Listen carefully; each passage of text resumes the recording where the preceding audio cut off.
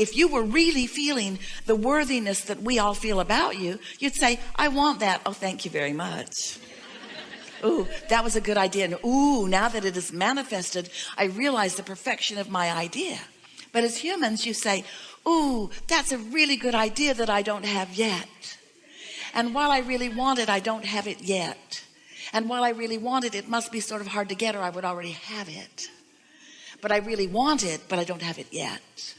But I really want it, and some have it, but I don't like them very much. They must have cheated their way to having it. But I want to do it in the most wholesome, spiritual, righteous way. But I haven't done it yet. And so without meaning to, you just keep shooting yourself in the foot because you keep telling the story the way it is instead of the way you want it to be. We understand why, because what has manifested, those thoughts that have already turned to things, boom, they're big in your life. You can see them and hear them and smell them and taste them and touch them. And they are so really, really real that the things that feel to you like just new ideas don't feel so real. And so you are, we love you so much, fickle friends.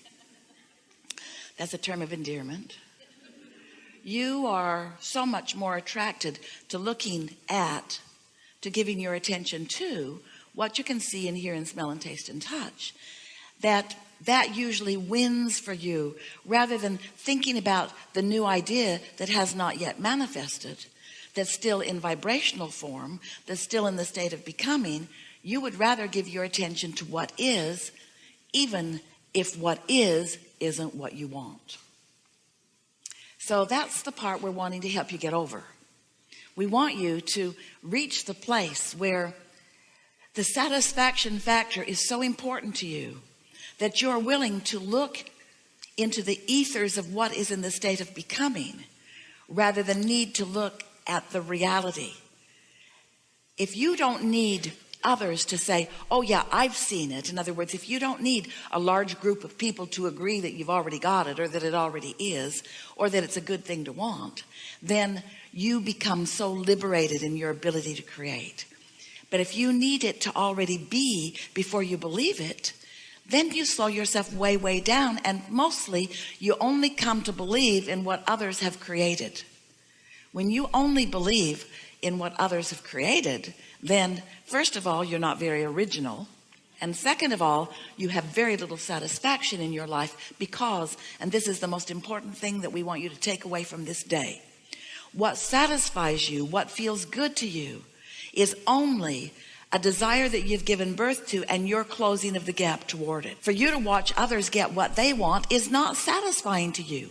It's only when your life produces a desire within you, and then you find a way to focus and allow that desire to turn to the things in your life that you feel real satisfaction. That's why you may really, really want something, and by some interesting set of circumstances, some kind-hearted person might give it to you. Maybe you complained enough that it was just survival for them.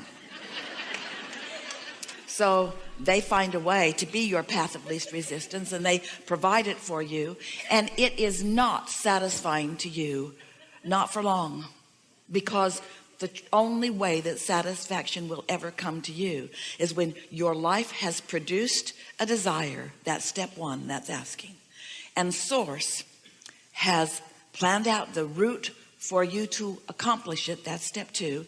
When you ask, it is given.